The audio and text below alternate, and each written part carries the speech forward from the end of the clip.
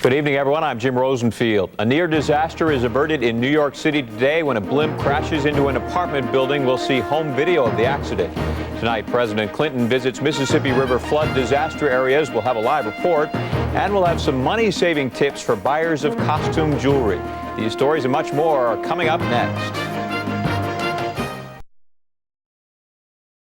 On the next Oprah, if this is in your family, you probably don't talk about it. Eyewitness News, the Chicago area's leading news, with Jim Rosenfield, Cheryl Burton, Brad Palmer, and Andy Avalos.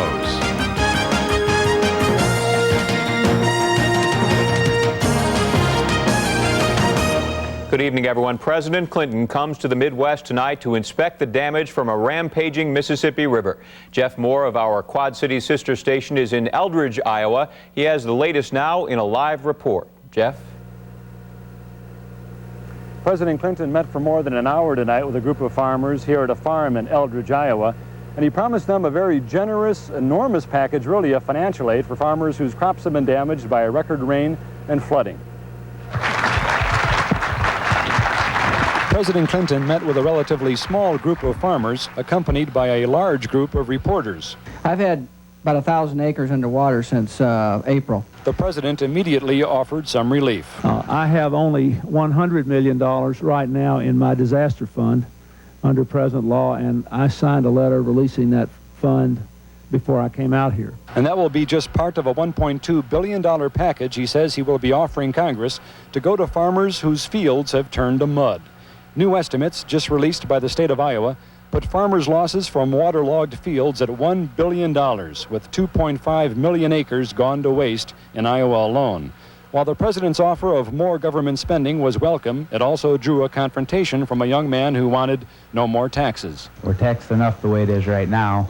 We only get 50 cents on the dollar. By the time we spend it, I'd just soon be able to spend my money the way I want to spend it. You've started your talk, so you're going to listen to me now. It was a confrontation the president apparently won. Essentially, the president says that because farm problems deal with the food supply, they go beyond politics. In fact, President Clinton says he already has bipartisan support in Congress for a significant package of financial aid to farmers whose farms have been wiped out by flooding. He says that the same benefits should be provided to farmers as were provided to victims of Hurricane Andrew. So this is Jeff Moore reporting live tonight in Eldridge, Iowa. Back to you. Thanks very much, Jeff. In other news tonight, a blimp dropped from the sky onto a New York City apartment building this afternoon, shocking even jaded New Yorkers. In this home video, a huge hole is plainly visible in the belly of the craft.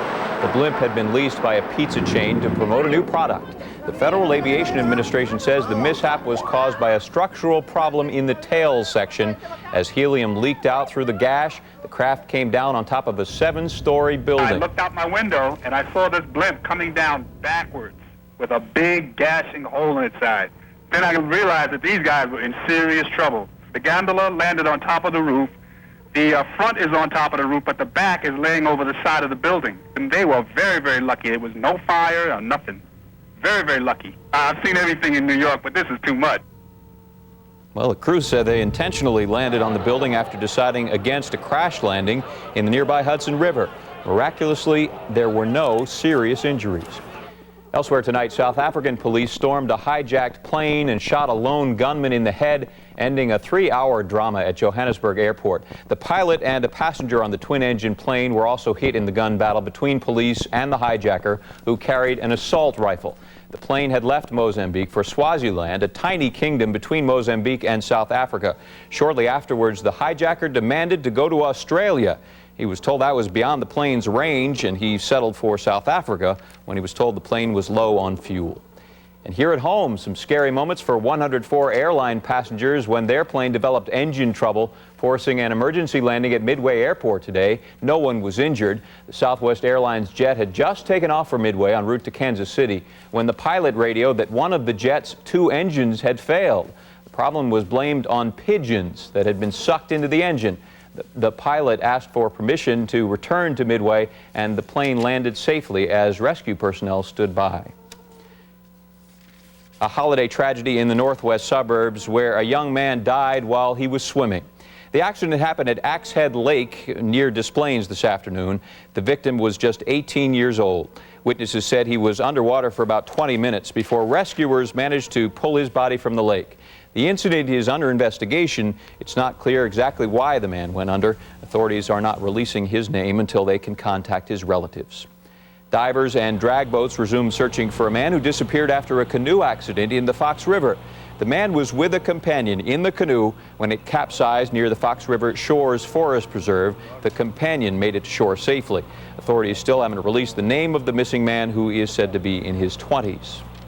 2 men are being held tonight following a gang fight that broke out as horrified passengers sat on a CTAL train. Police say 2 teens were attacked by rival gang members on their way to see last night's fireworks. One witness says she and her children were terrified.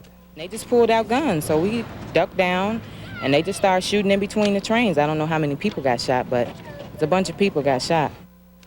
Flower says 8 or 10 gang members stormed the train and began fighting and shooting. The 2 injured teens are still hospitalized tonight, but police say the victims aren't cooperating, so no charges have been filed. An oil spill sparks a fire in West Suburban Hijacking, leaving 1 man in critical condition and 3 firefighters hurt. It happened here at the Beaver Oil Company at 6307 South Lindsay Avenue in Hijacking. Investigators are still on the scene trying to find out what caused the oil spill and fire. 2 firefighters suffered flash burns, 1 suffered heat exposure, and a plant worker now has burns covering more than 1/3 of his body. Tonight in Cleveland, firefighters are working to put out one of the biggest blazes in that city's history. The huge fire burned out of control for hours, engulfing 10 buildings in a factory complex in the eastern part of the city. Officials say hazardous materials were stored in one of the buildings. This fire began in a former woolen mill factory and then spread to the other buildings. No injuries have been reported.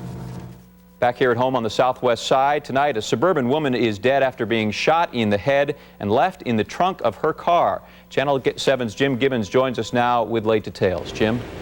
Well, Jim, Cook County Sheriff's Police are investigating the highly unusual circumstances surrounding the death of a South Suburban nurse. Dead is Sheila Doyle, who, as you point out, was found shot to death, and she was in the trunk of her car. Police are saying that they have no suspects in custody at this time. The body of the 41-year-old Sheila Doyle was found in the family car, in the trunk, parked in this garage at the family home in the Mill Creek subdivision of unincorporated Palos Township. She had reportedly left work about 11:30 last night. And was asleep along with the other family members. He awoke approximately 12:30, 12:45, and found that she was missing. He went downstairs and checked the garage area of the residence and located the vehicle that she was driving. He looked around the area, checked the vehicle, and checked the surrounding residence, and his daughter came out and checked the neighborhood with her vehicle. According to Cook County Sheriff's Police investigator Jerry Staley, the man you just heard talking, police arrived at the house at that point. They saw blood on the pavement near the car that was parked in the garage with the garage door open and the lights out. They opened the trunk and found 41-year-old Sheila Doyle in the car, fully clothed, with 1 bullet wound in the head.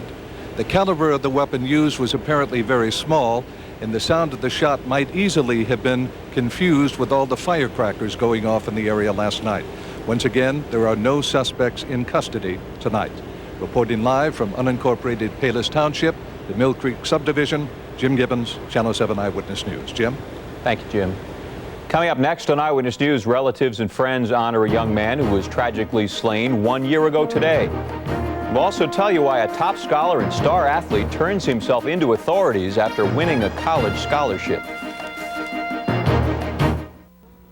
An undercover prostitution sting operation by the Cook County Sheriff's Department has netted more than 20 arrests. And as Bob Petty reports, the arrests were recorded by hidden cameras.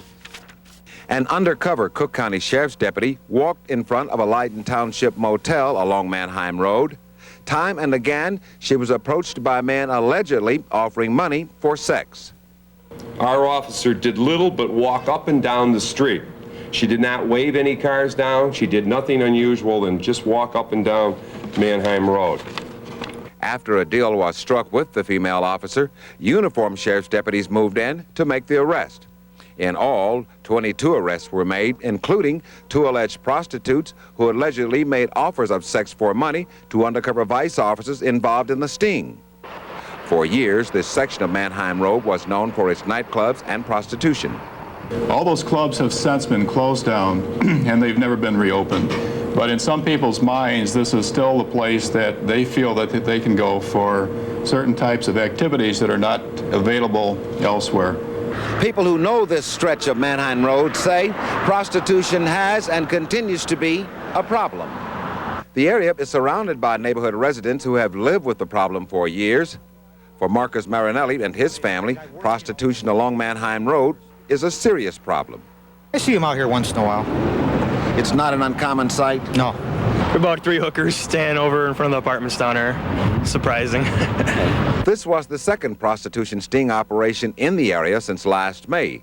The Cook County Sheriff's Department said others are likely if men continue to seek sex for money in the area. Bob Petty, Channel 7 Eyewitness News. And last May's sting netted 20 arrests. On this holiday, a somber event marking the anniversary of a senseless crime. Kevin Hurd was gunned down a year ago today, and on this July 4th, a group of friends held a memorial picnic in his honor.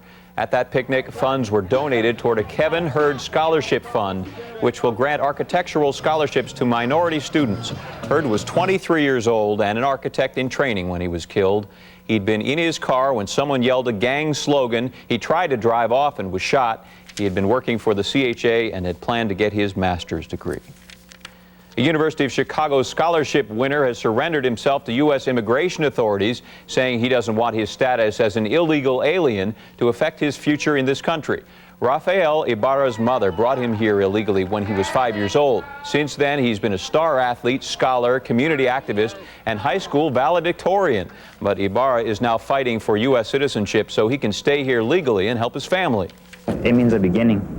From here, I'll go on through my initial interview and then hopefully set up a hearing date, and that'll be the crucial moment when the judge will decide whether I stay or not. That date is set for February, but they have since agreed to expedite his case. He's free to attend college while awaiting a decision. Coming up after a break, Andy Avalos has the weather forecast for the rest of this holiday weekend. And the last of the Three Stooges, the comedy masters who made millions laugh worldwide, has died.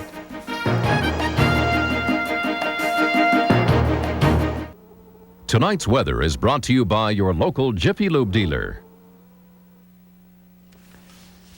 Curly Joe DeRita, the last of the famed comedy team, the Three Stooges, is dead at the age of 83 tonight. DeRita would have been 84 in 9 days, but he passed away 3 days after developing pneumonia. The Stooges, founded in 1924, at various times included the Howard brothers of Curly, Moe, and Shemp, as well as Larry Fine, Joe Besser, and DeRita. The Stooges starred in more than 200 comedies. DeRita, a former vaudeville entertainer who joined the Stooges in the late 1950s, still received fan mail from viewers who enjoyed his comedy in television reruns. In overseas news, Egypt wants the United States to extradite controversial Sheikh Omar Abdel Rahman. The 55-year-old sheikh, who was jailed in New York Friday, is accused of inspiring a violent crusade to overthrow Egyptian President Mubarak. His followers have been linked to the February bombing of the World Trade Center. Secretary of State Christopher says the U.S. will try to send the sheikh back to Egypt, but added that legal objections could delay extradition for months. In Bosnia, Muslim forces are circling a United Nations camp where a Croat commander is being protected by 600 Canadian troops. The Muslims want to arrest him for alleged war crimes. They've set up roadblocks and anti-tank mines around the base. Bosnia's Muslims and Croats are fighting each other after being allies against the Serbs in the civil war in the former Yugoslavia. Puerto Rico is marking American Independence Day by agreeing to vote on its future. The island's governor signed a bill today authorizing an election on November 14th. Voters are to decide whether they want to become the nation's 51st state, be an independent nation, or remain a U.S. Commonwealth. In their last vote 26 years ago, of course, Puerto Ricans chose Commonwealth status. Denver is recovering today from wind gusts of up to 94 miles per hour. The high winds blew over both trees and power lines, knocked out electric service to about 15,000 people. Also hit by strong wind gusts were North and South Dakota and parts of northern Texas and southern Oklahoma. Weather creating problems in many parts of the nation. Heat, the problem right here at home. Those are the powerful Chinook winds coming down the Front Range of the Rockies. They get in excess of 100 miles an hour sometimes. But nothing like that here. We did have a stiff southerly breeze over 30 miles an hour at times, but it certainly brought in lots of heat and lots of humidity. Let's take a look at the temperature stats for the day. Although it was hot today, it wasn't quite as hot as yesterday's 91. We only made it to 88 officially at O'Hare, but many locations made it to 90 or 91. The average for this day is 83, and last night's low at 75 was, yes, very sticky, and I'm sure everybody will remember that for a while because we're going to do the same thing once again tonight. Now, as warm as it was today, not even close to the record 102 set back in 1911.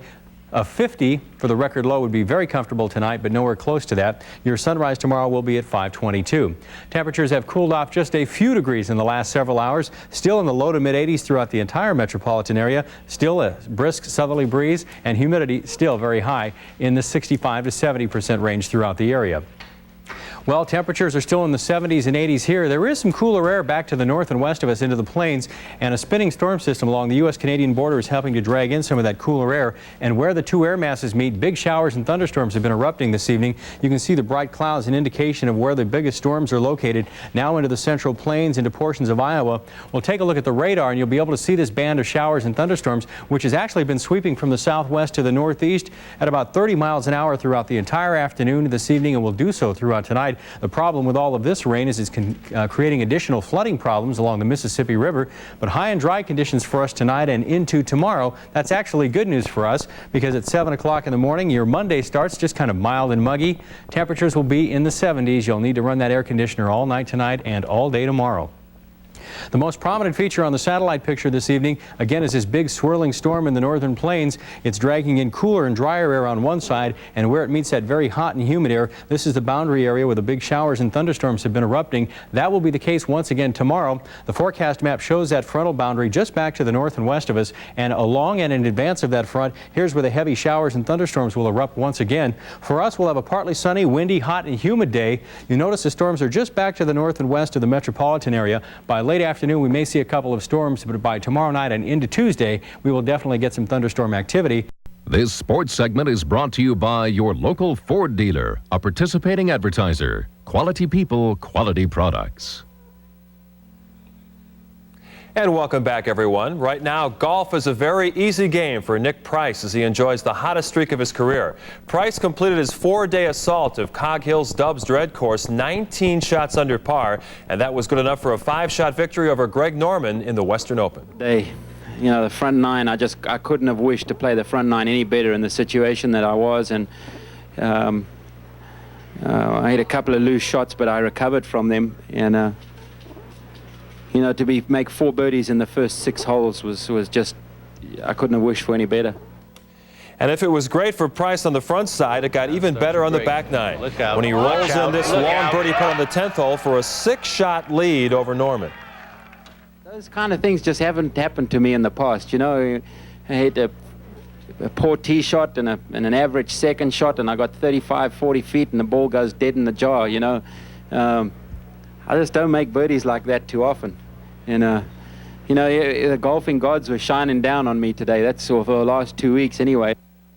Price came out Thursday in the first round of the Western and nearly shot a course record with an 8 under par 64 to grab the lead on his way to a wire-to-wire win.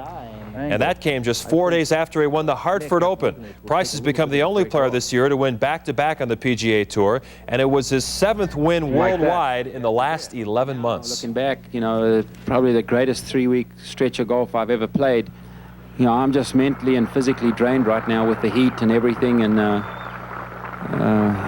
actually in a slight bit of shock here because, you know, just a boyhood dream has come to reality here, and sometimes you wonder why you've been favored, you know, and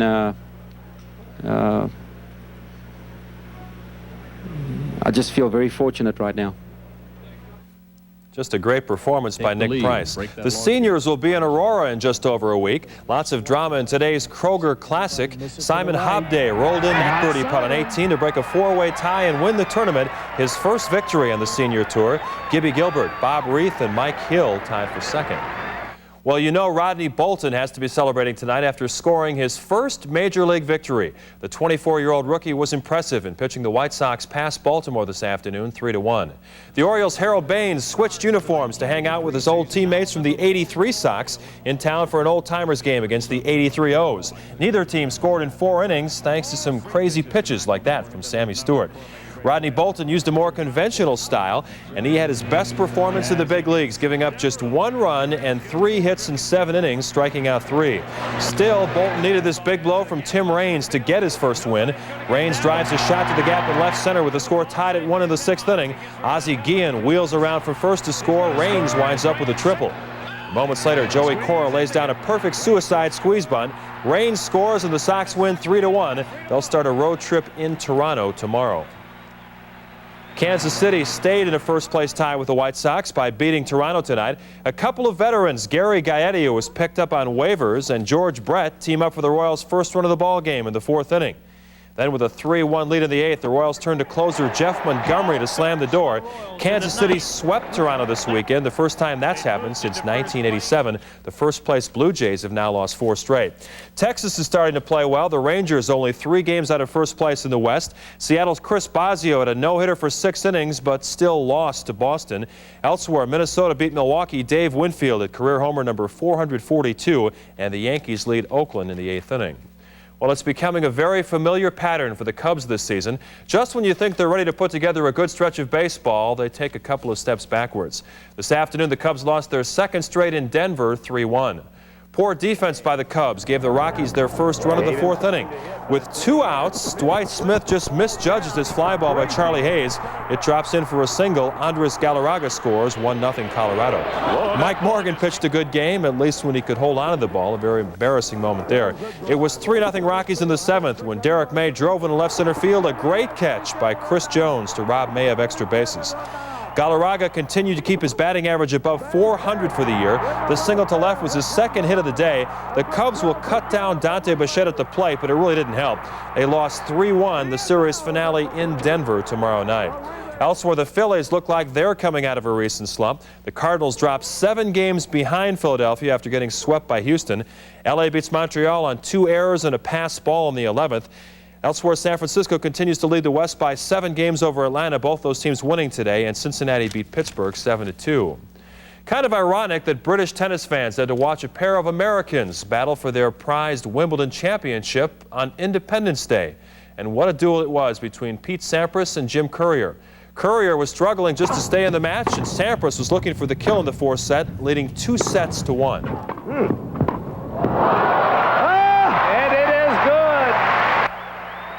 Courier managed to hold his serve to pull within 5-3, but he needed a break to stay alive, and that desperation led to the point of the match. Oh!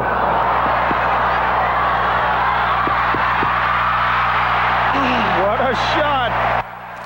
A great effort by Courier to win the point, but Sampras was just too accurate with his first serve, and he nailed down the match here, his 2nd Grand Slam championship. This one, this is huge for me. I mean, this is really, it's been a while, and I wasn't getting frustrated with myself, but I've come close a bunch of times of winning a slam, and now that I've finally done it, it's a great feeling. And you can't, take this title away from me, and now that I'm #1 for, the next, 3 months or so, for the past 3 months, I don't think there's going to be any more controversy. As you'd expect, a full holiday of racing at Arlington International. The feature event, the $300,000 Arlington Classic, with locally owned Boundlessly going off as the favorite. Here's the stretch call from track announcer Kurt Becker. To take the lead on the outside. It's Boundlessly in front. Hagar is giving way. Boundlessly is going to give trainer J.R. Smith Jr. the biggest win of his young career. Boundlessly has done it. Boundlessly, ridden by Pat Day, was the winner. 25-1 long shot. Hagar was 2nd. Williamstown finished 3rd in that race. So, as usual, a very busy 4th of July. It'll be a busy Monday as well. And you got it all in there, Mark. Thanks a lot. Always nice. Happy 4th to you. Okay. Coming up later on Eyewitness News, it's not an illness, but an epidemic of power.